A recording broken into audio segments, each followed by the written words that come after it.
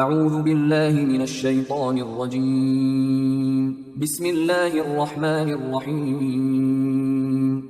سورہ نساء آیات نمبر 7 تا 11 میں تقسیم وراثت کے لیے عمومی احکام، یتیموں کا مال ہڑپ کرنے کی سختی سے ممانعت اور تقسیم وراثت کے تفصیلی احکام۔ اعوذ باللہ من الشیطان الرجیم۔ للرجال نصیب مما ترک الوالدان والاقربون وللنساء نصیب مما ترک الوالدان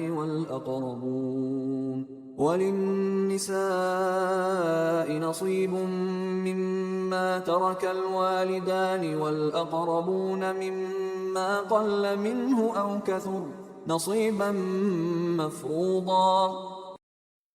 ماں باپ اور قریبی رشتہ دار جو ترکہ چھوڑ جائیں اس میں سے مردوں کا بھی حصہ ہے، اسی طرح ماں باپ اور قریبی رشتہ دار جو ترکہ چھوڑ جائیں خواہ وہ کم ہو یا زیادہ، اس میں سے عورتوں کا بھی حصہ ہے، ہر ایک کا یہ حصہ مقرر شدہ ہے۔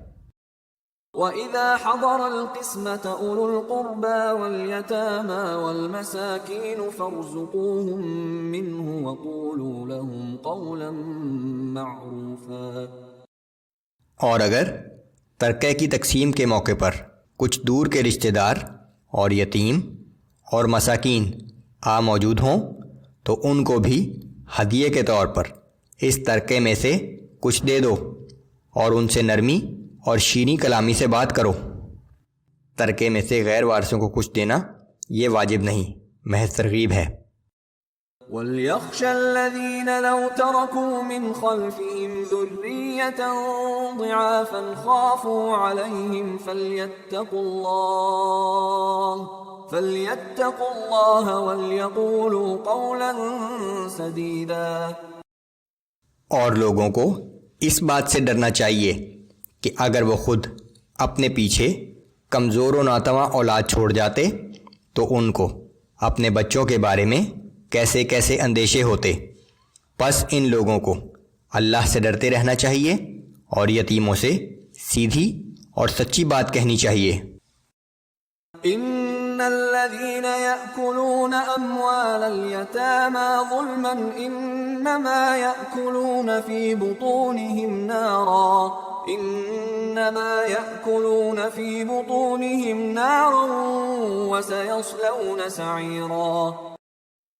بے شک جو لوگ ظلم اور ناانصافی سے یتیموں کا مال کھاتے ہیں تو اس کے سوا کچھ نہیں کہ وہ اپنے پیٹ میں آگ بھرتے ہیں اور وہ عنقریب دہکتی ہوئی آگ میں داخل ہوں گے۔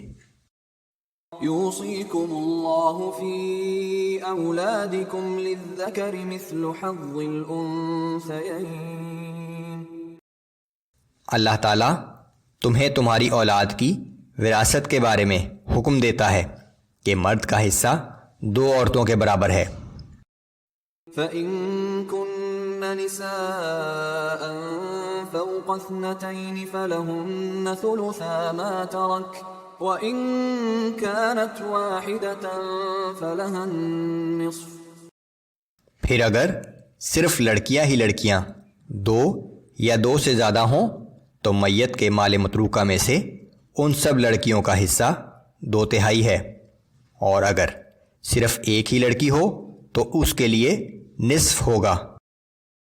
وَلِأَبَوَيْهِ لِكُلِّ وَاحِدٍ مِّنْهُمَا السُّدُسُ مِمَّا تَرَكَ إِن كَانَ لَهُ وَلَدٌ فَإِن لَّمْ يَكُن لَّهُ وَلَدٌ وَوَرِثَهُ أَبَوَاهُ فَلِأُمِّهِ الثُّلُثُ فَإِن كَانَ لَهُ إِخْوَةٌ فَلِأُمِّهِ السُّدُسُ من بعد وصیۃ یوصی بها او دین۔ اور اگر میت صاحب اولاد ہو تو اس کے ماں باپ میں سے ہر ایک کو میت کے مال متروکہ کا چھٹا چھٹا حصہ ملے گا۔ پھر اگر اس میت کی کوئی اولاد نہ ہو اور صرف والدین ہی اس کے وارث ہوں تو اس کی ماں کا 1/3 حصہ ہے۔ پھر اگر اس لاولد میت کے 1 سے زائد بھائی بہن ہوں تو ماں کے لیے 6واں حصہ ہے۔ یہ سب تقسیم اس میت کی اس وصیت کو جو اس نے کی ہو پورا کرنے اور قرض ادا کرنے کے بعد کی جائے گی۔ کل مال کے 1/3 حصے کی غیر ورثہ کے لیے وصیت کی جا سکتی ہے۔ یہ مدد کے مستحق لوگ رشتہ دار بھی ہو سکتے ہیں اور غیر رشتہ دار بھی، لیکن وارثوں کا حصہ مقرر ہے، اس میں کمی بیشی نہیں کی جا سکتی۔ آباؤكم وأبناؤكم لا تدرون أيهم أقرب لكم نفعا فريضة من الله إن الله كان عليما حكيما۔ تم اپنے باپ اور بیٹوں کے متعلق یہ نہیں جانتے کہ تمہیں فائدہ پہنچانے کے معاملے میں ان میں سے کون تمہارے قریب تر ہے۔ یہ حصے اللہ کی طرف سے مقرر کیے گئے ہیں، بے شک اللہ خوب جاننے والا اور بڑی حکمت والا ہے۔